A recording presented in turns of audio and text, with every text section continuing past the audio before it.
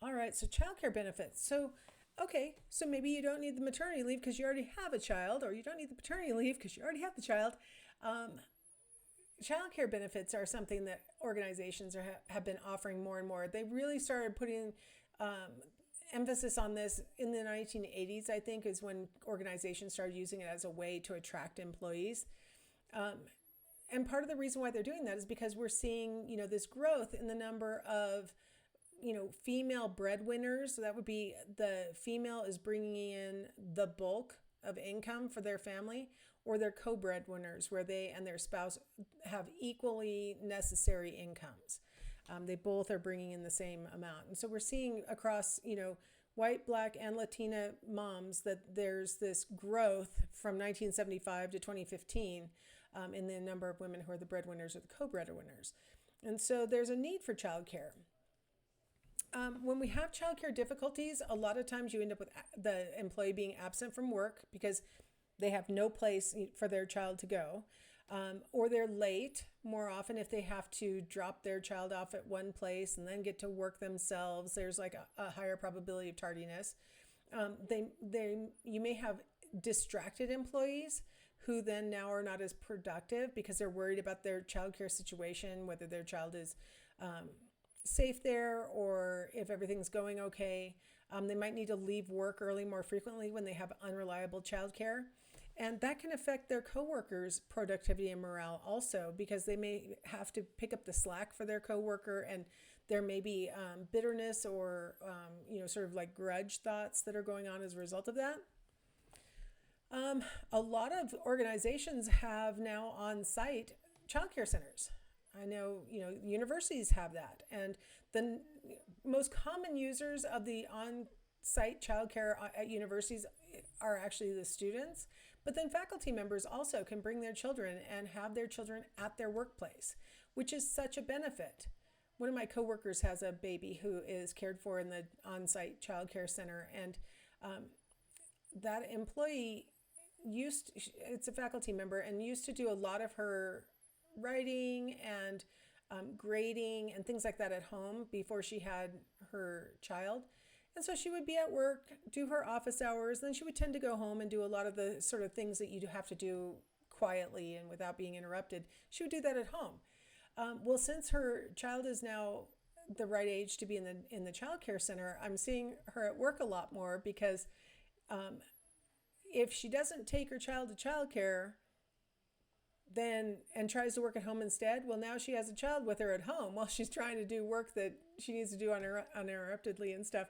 So she puts the child in childcare, comes over and works in her office for a while, goes over and has lunch with her, and these on-site situations can be really beneficial. So it's a popular feature. Now, of course, it's only going to be targeted at certain employees, and most employees will only use it for a finite period of time, and then their children will age out of it and start to use, they'll be in regular school and so on. But you can use it as a recruitment tool in case you're ever interested. We have the on-site child care center right here. It could be a retention tool. You don't have to quit. You can have your baby in the child care center. And it can be, most users have very positive attitudes about having the child care center in the building. A lot of employees who don't have their children in the child care center like having the child care center there, because a lot of people like seeing kids and having them walk around. And so it's kind of, other employees oftentimes benefit from having a child care center on site. Now, for a lot of people, our parents are living a lot longer now. And so for a lot of people, they have the responsibility of caring for their older parents as well. And so elder care assistance has been a popular benefit that organizations have been offering. 22.4 million U.S. households are providing care to elderly relatives or friends. I mean, that's a lot of households that have an older person that they are providing some kind of care for. Half of the workforce will be caregivers in the near future, taking care of a relative or a friend. A lot of employees are what we call the sandwich generation, where they are caring for their elderly parents while also still raising their own kids. Particularly, baby boomers and Gen Xers who waited a little longer maybe to have their children, they're even more likely to be, having parents who are aging, and then, kids or teenagers in the house at the same time. And so that's a lot of stress on a household. So elder care assistance is a pretty popular benefit. About 50% of employers offer some type of elder care services. The most common things that they offer are things like resources, information, assistance in finding the resources that you need, that kind of thing. But some have like what we call dependent care accounts, where you can take pre-tax dollars out of your paycheck, put it into this account, and then you can use those dollars to pay expenses specifically for taking care of an elder or a younger person that you're responsible for. And so you use pre-tax dollars. So it's like a more powerful dollar.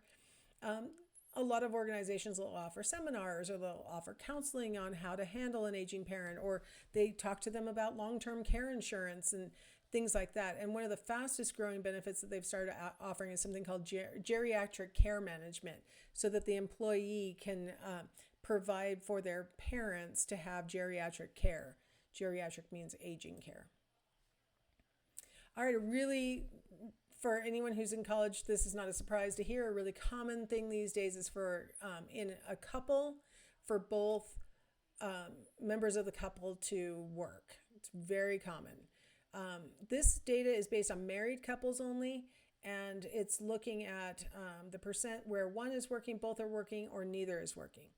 So in 1980, you see that you have a very small number, maybe 3%, where one spouse in the couple is employed, and the remaining, taking us up to about 53%, it's both spouses are working.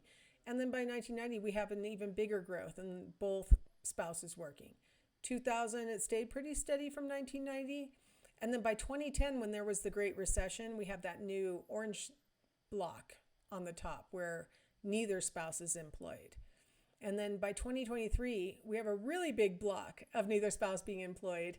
And we've added in the magenta section where some other employment combination is occurring, where maybe one spouse has multiple jobs, or we have 2 part-time jobs and 1 full-time job between the two of them, or different kinds of combinations. We have seen a growth in one spouse employed, though, between 2010 and 2023. We have a giant jump in the number of households where only one spouse is employed. Of course, we have a giant jump in the number of households where neither spouse is employed. And thanks to COVID, people found other ways to bring in money besides traditional employment. And I think that's what's being encapsulated in that orange box. I don't think those are people who are collecting unemployment. I think those are people who are doing something else that doesn't collect a normal paycheck. And when you have people doing something other than a normal paycheck, which might be part of that magenta box, like maybe one of the members is doing something that's not a normal paycheck, that frees up the other one to be the only one working for a regular paycheck and maybe getting benefits and things like that from a regular job. And then the other person is doing one of these other new kinds of things that people do, like stuff on the internet. I'm a social media influencer, or whatever they're doing that is bringing in some other kind of income that doesn't have benefits and doesn't have the things that the other spouse brings in by being the only one that's like traditionally employed. The biggest advantage to having everybody bringing in money, of course, is more income. The biggest disadvantage is what we call the third job problem, which is where if you have, let's just think of the traditional 1980s model where both members of the couple are working regular full-time jobs. When you get home from work, someone's got to make dinner, someone's got to help the kids with their homework, someone's got to get them in the bathtub, get them to bed, somebody's got to take care of the laundry, somebody's got to take care of these things. And unfortunately, historically, those things have fallen on the female member of the partnership when it's a male-female couple. Historically, that's been the division of labor at home. Now, this is from 2022, so this is modern data, and this is looking at the average minutes per day that the men in the dark blue part of the bar and women in the teal blue parts of the bar spend on household activities. And so you see that men spend about 33, I don't know why those are percentages at the bottom of the thing, because these are minutes per day. So about 33 minutes per day caring for their children, whereas women spent all the rest of the time where when children were awake, women were the ones doing the child work. Household management, men did a little bit more of that, but still it's leaning towards females doing more of that work. Lawn and garden, that's where the men are winning. The men are doing much more of the lawn and garden work than the women are. But women on average are doing more of the housework, and women are doing more on average of the food prep and cleanup. So in the average household, which none of us live in an average household, obviously, but in the average household, that third job falls more heavily on the female member of the partnership when it's a male-female partnership. So what are some of the research findings on dual earner couples? Career satisfaction. Work-related variables predict better than non-work-related variables for career satisfaction. And so it's more about the job you're doing and not about whether your spouse is employed or not. That career satisfaction is related to the career. And in fact, the same variables that boost male satisfaction in the workplace tend to be the variables that boost female satisfaction in the workplace. So career satisfaction tends to be about the career. Childcare arrangements, in modern couples in particular, both members of the pair tend to be just as concerned about what's going to happen with their child while the parents are at work. Some couples are so concerned about it that they will work different shifts from each other to ensure that one of them is caring for the child at all times, which is very tiring and also not super good for maintaining the cohesion of the couple, right? It's hard to have a lot of, day-to-day sharing of thoughts and stuff like that when one of you's working, the swing shift and one of you is working the day shift. So it's a solution, but it's not necessarily the healthiest solution. So a lot of couples try and figure out, what can we do? Maybe one of us will stay home for a period of time, maybe just a few years until we can get the kids school aged, and then we'll go back to our careers. And that solution oftentimes falls more often on the female staying home for some amount of time than the male. And that means that on average, females have a disruption in their career that on average males don't have. So there are implications for every decision that couples might make. That's all I can say about the childcare arrangement issue. There's pros and there's cons. There are two approaches to dual earning couples. We have the conventional approach, which is where you have both members having careers, but the female tends to maintain primary responsibility for the home and primary responsibility for the children. So it's almost as if their primary job is the household and their career is something else that they do. It's sort of like, yes, I know you work too, and yes, we spend your money and we need that money, but you're still responsible for all the things that traditionally we would expect the female to be doing. In the role sharing kind of approach, both spouses are actively pursuing their careers, and both are actively involved in the household running, and both are actively involved in parenting if they have kids.